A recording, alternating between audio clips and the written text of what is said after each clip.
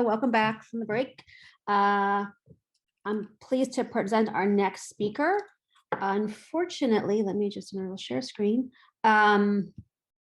Melissa Carroll had a schedule conflict and is not able to present with us here in person today, but she generously recorded her talk, which we will now play. So please sit back and enjoy Dr. Carroll's talk about the history and impact of medical moulage. Good afternoon. My name is Dr. Melissa Carroll. I am an associate professor in the Department of Anatomy and Cell Biology at the George Washington University School of Medicine and Health Sciences. I apologize that I cannot be with you virtually this afternoon, and I want to thank the organizing committee for the opportunity to be able to present to you through this recording. The name of my talk is Medical Moulages. It's subtitled Impressions of Medical Illustration, because there is a large part of the historical visualization in respect to medical education that is not very well known. I was able and privileged to see some of these moulages on a trip to Italy in 2015. And ever since seeing these realistic waxes, they've stuck with me. I would love to share that experience with you through walking through some of the history of how these moulages have developed, how they were used in medical education, and where we can still see them today. Before we begin, I would like to thank the organizing committee of the SciViz conference. Thank you so much for this invitation. I am honored to be able to present to your audience. I would also like to disclose that I have no actual or potential conflict of interest in relationship to this presentation, but I do want to be very mindful for some of you that might be sensitive to any anatomic images, that there are going to be some sensitive images that are presented. I did try to scale back from some of the extreme dermatological cases, but I did want to just put that warning in front of everybody before we start. The last thing that I would like to say is that I am the founder of Black in Anatomy, and I work with an amazing core group of individuals. And so some of the work that we have done will also be presented in this talk. My talk today is specifically going to talk about important landmarks in medical illustration. And when I say that, it also includes somewhat of a back and forth between medical illustration and also the creation of these ceroplastics and moulages. So we'll define that in the process. The next thing that we're going to see is that we want to talk a little bit about how these ceroplastics and moulages were used in the 18th and 19th century, specifically in medical education. And then I'm also going to bring in some of the history of dermatology. Dermatological moulages are really going to be the primary focus of what we're going to talk about today. And it's used specifically in the 1800s, late 1800s, and the early 1900s, so in the 19th and 20th century. Then we're going to switch gears a little bit to talk a little bit about the diversity in dermatology, and then finally end with the current use of moulages in the 21st century medical education. So the first thing that I would like to talk about, and this will become a repeated thought a little bit later in the presentation, is really to appreciate the historical and anatomical relationship between medicine, anatomy, and illustration. We are all familiar with Leonardo da Vinci and specifically the Vitruvian Man. And this was drawn in the 15th century, so in 1490. The other thing that most anatomists are familiar with, and I would go out on a limb and say some medical illustrators are also familiar with, Andreas Vesalius, who really took Galen's anatomy and his theories and then challenged it when we are actually looking at human anatomy. And in the human anatomy, there was an opportunity to illustrate through wood-cut printing. Now, there's a little video that is going to play at the bottom of your screen from the YouTube channel that the Victoria and Albert Museum have posted.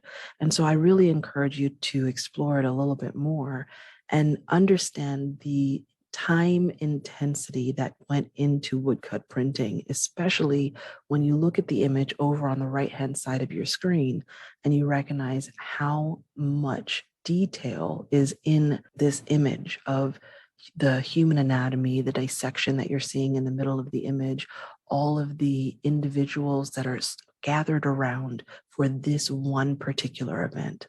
And when we see this, it's really a reinvention on how we teach anatomy because we paired the imagery with the actual theory of anatomical knowledge.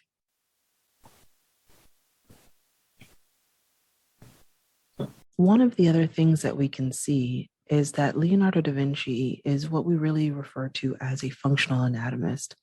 He explored the body on his own through dissections, through the opportunity that other artists didn't always take as his contemporaries. One of the things that we really appreciate, and that was really an intriguing portion that's going to get us into the Moulage conversation, is that Leonardo himself injected wax into the arteries and the veins of the brain and also of the heart. And so from these two images that you can see that are also taken from the 16th century, we have an opportunity to explore some of what Leonardo's thinking was. We'll come back to this as we proceed throughout the lecture because Leonardo had a really interesting relationship with an Italian physician at the time, which really could have been instrumental in changing medical education. As I mentioned at the beginning of the talk, my interest in ceroplastics really came from my participation and attendance at the Ceroplastics Conference. You can see the Venerina at the top of the screen by Clemente Cecini. This is in the Palazzo Poggi in Bologna, in Italy. And it's a full wax sculpture that really has details that you can't even fathom. In seeing the realism of this image and in recognizing that this little Venus, as it was so called, had not only some details as you're seeing in these little images that are going to be over on your right-hand side, you can see the artistic's rendition of lymphatics and lymph nodes. You can see the open heart. And if you also have an opportunity to look back at the wax model in the top panel, you'll see that there's also the presentation of a small fetus within the uterus.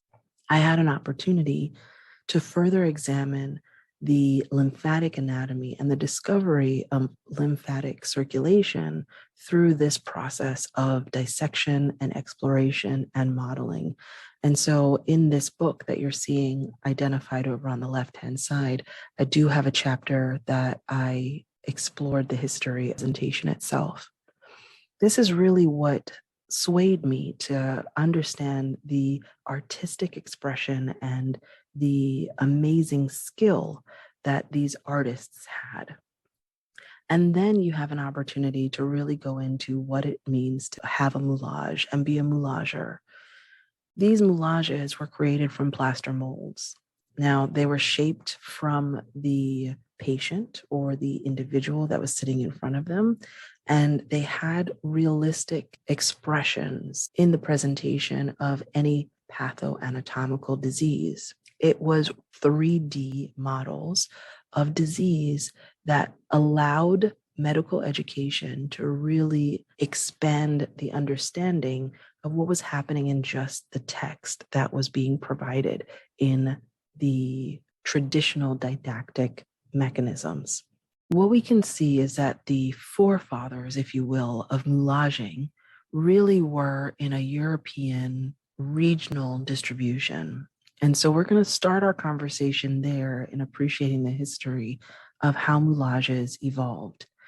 In Jena, Germany, Franz Martens is considered the earliest identified moulager. After his exploration with moulages, that's where you're going to see someone that is most widely known, Joseph Town, and his moulages that he created for Guy's Hospital in King's College. Joseph Town had a 53-year career creating these moulages. A lot of his moulages are still on display. The third pioneer of moulaging was actually in Vienna. And Anton worked with one of the forefathers of dermatology that we will actually end up talking about shortly. What's most curious about these three men is that none of them took on apprentices. So they controlled their craft. They held their secrets, and some will say that nobody was able to understand their skillful ways of creating their moulages because they did not take on apprenticeships. Although these early pioneers of moulaging, especially when it comes down to dermatological moulages, did not share their specific skill and technique, we do have an opportunity to follow some of the historical uprise of the popularity in dermatological moulage. What's really interesting in respect to dermatology is because of the presentation of pathology on the skin, it really lends itself to artists to see the different discolorations and the eruptions, the presentation of scabs and lesions. It also is perfect for the plaster mold that you can imitate.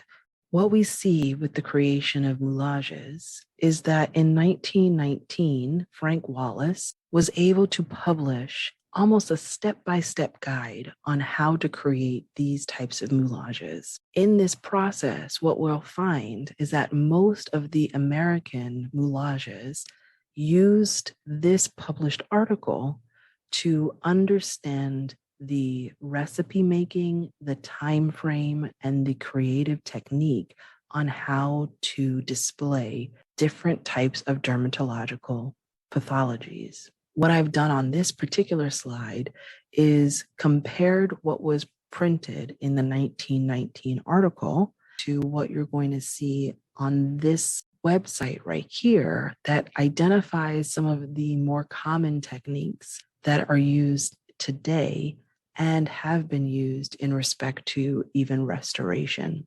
And so when we're identifying that these wax models have to use a plaster mold, we're recognizing that the plaster of Paris that traditionally was founded by laying out casting in respect to repairs for the leg were also used to create the negative impression of any type of pathoanatomy.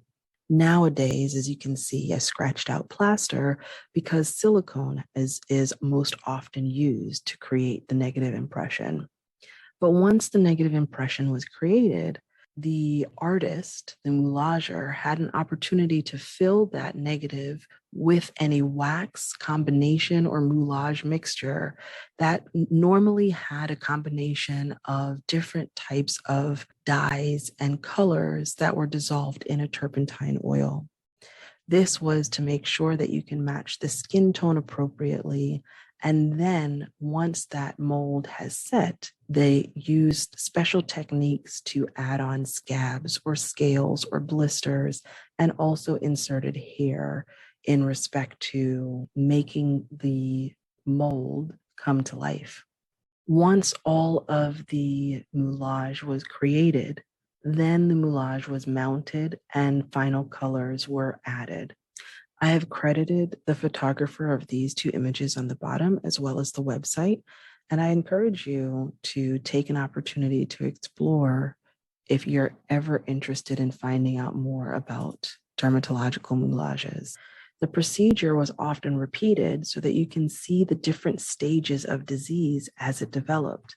Now imagine how uniquely interesting this was to the medical community that relied solely on narrative text. In having this invariable delineation of how the disease was to progress, aided in the treatment mechanisms and proper identification of these dermatological diseases. And so as the quote continues, it says, a dermatological modeler has to be both a craftsman and an artist. And so all of these came together as we were taking an appreciation of the first International Congress of Dermatology. This has really been identified as a turning point for dermatological moulages. This was held in Paris, France. It was at this particular time that some of the instructional benefits of using dermatological moulages were further identified and also then started to expand outside of the European confines. At the second International Congress of Dermatology, even though there were only 350 people registered for that second Congress, 11 of those happened to be from America, you still saw the influence of these dermatological moulages that started to expand throughout the world. This particular paper was specifically about the history of dermatological moulages in Japan. And so you're seeing a sampling of some of these moulages over on your right-hand side. And you can also see that some of these moulages were finally purchased from those early pioneers of moulage, so specifically Joseph Town. This in particular is an article about the moulages in India. And what was identified that this hospital had multiple moulages that were developed by Joseph Town himself. One of the things that stands out to me is that even though it has been identified that nobody really knows who commissioned these moulages and how they ended up traveling to India, most of the skin tone and the coloration that we're finding in these dermatological presentations happen to be of fairer skin, lighter skin that we might not see as the populace of India.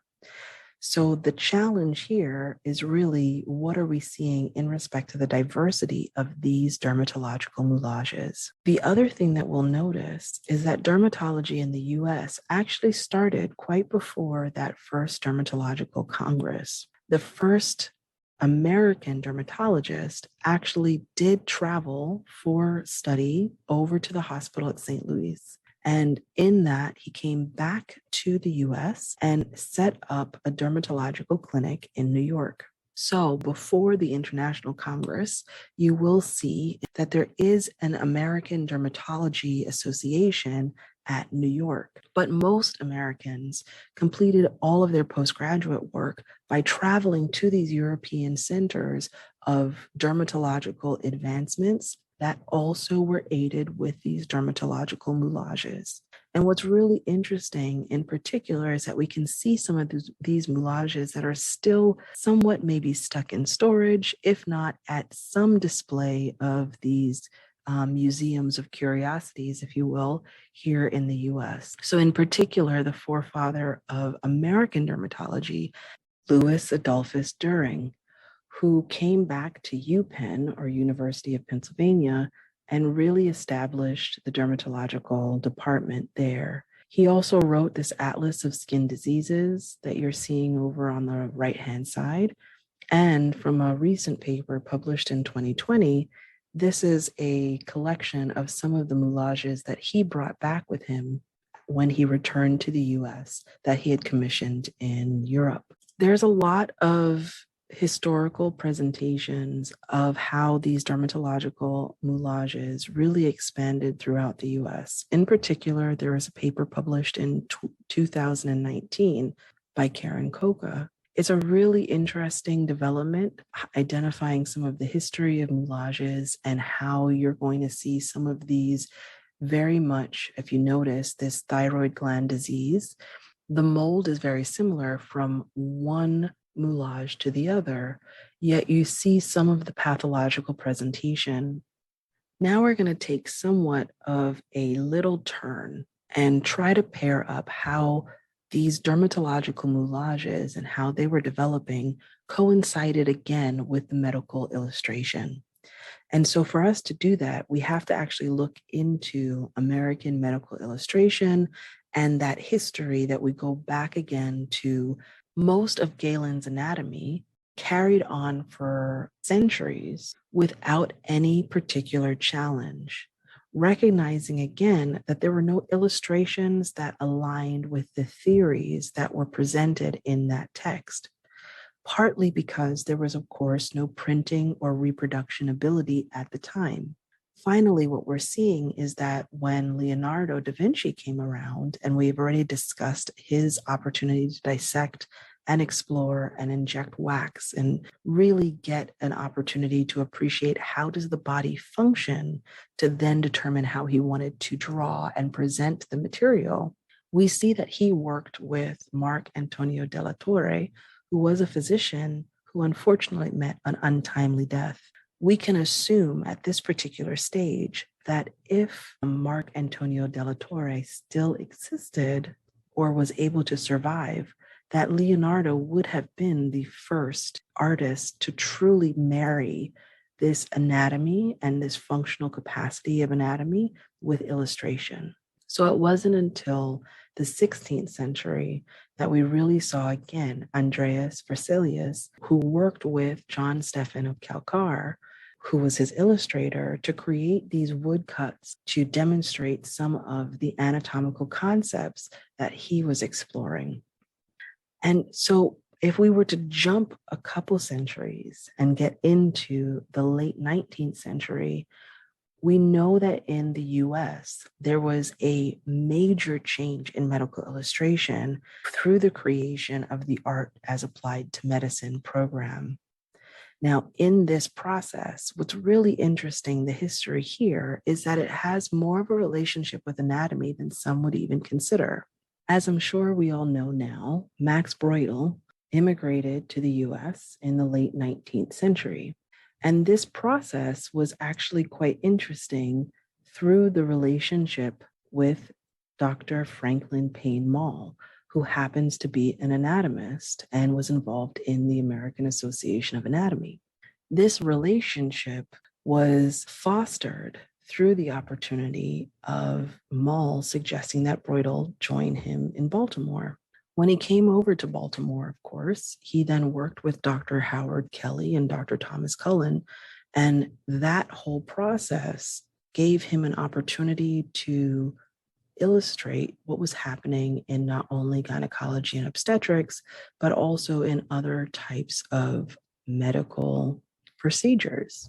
So what I found was interesting, if we go back to that original Moulage article, you'll notice that this was a statement that was identified specifically about medical education in this early 20th century, and also the opportunity of adding moulages. And so allow me to read this for you. It states, to make the US medical course complete, the art of illustration is essential.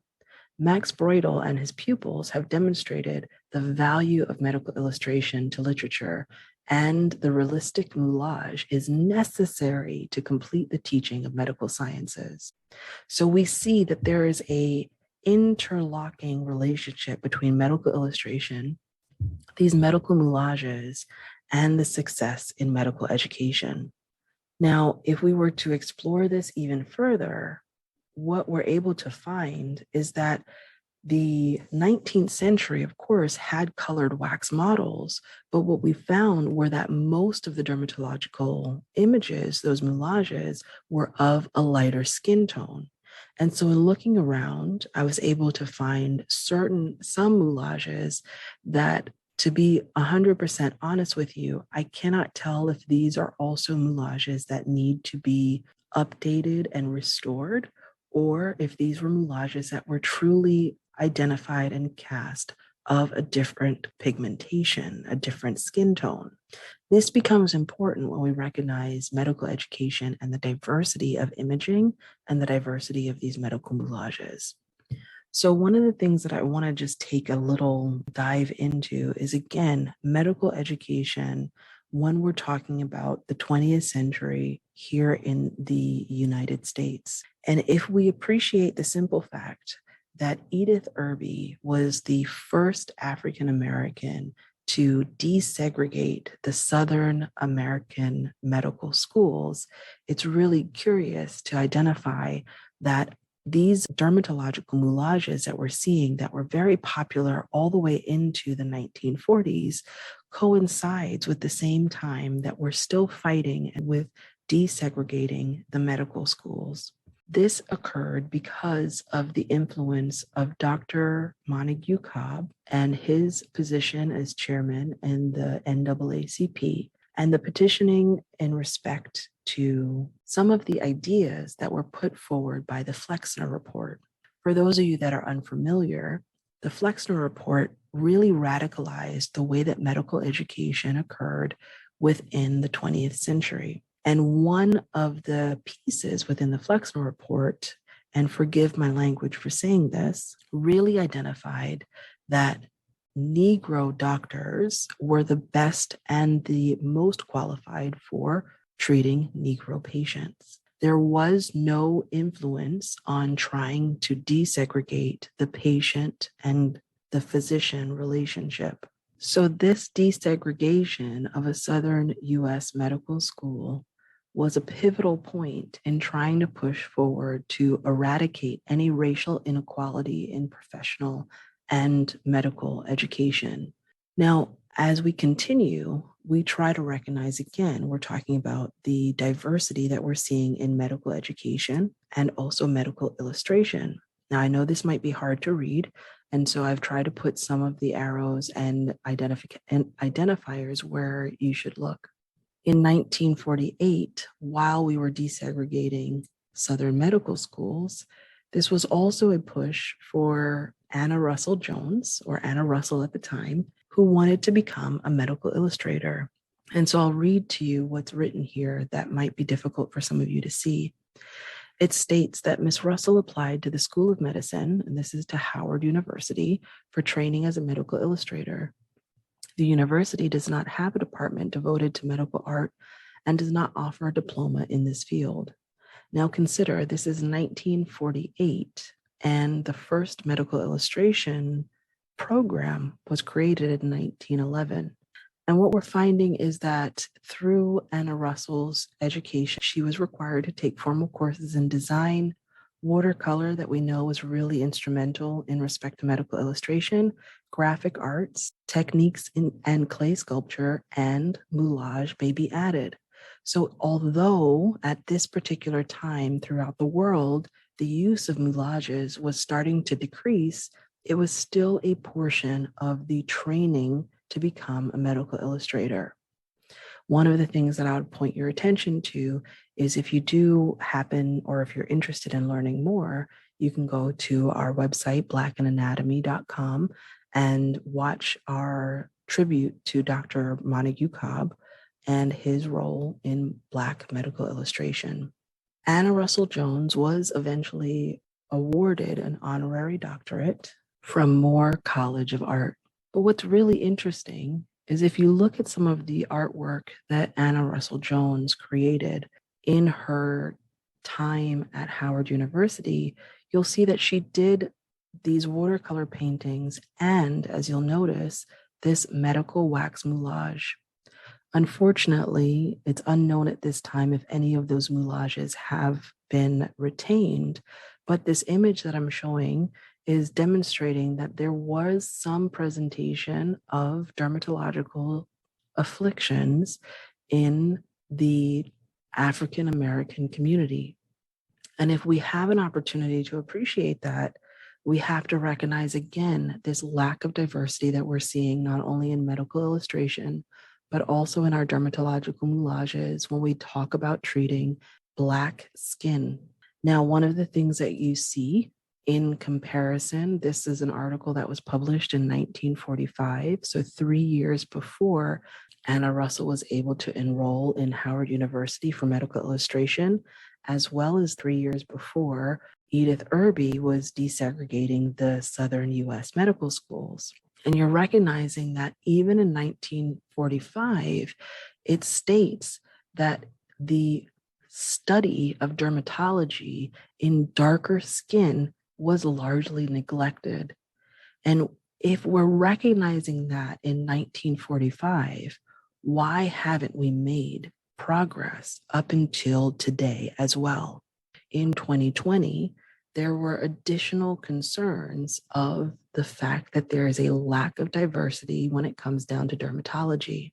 But when you look and you Google to try to identify images about these common dermatological disorders, you can't find any. The top article is particularly addressing COVID rashes on Black patients and how a medical physician could not find any reference in any dermatological text or online.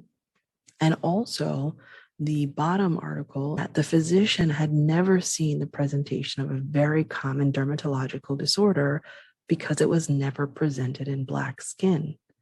Now, when we identify this in medical schools, we recognize that there is a need to increase dermatological representation in medical illustration, that there is a lot of interactions in respect to creating, again, the realism when it comes down to medical education. Although this article that's on your left-hand side is specific for an emergency medical situation, there are also simulation centers that are creating any type of scars or lesions or scabs on the skin that are related to a potential emergency situation or interaction.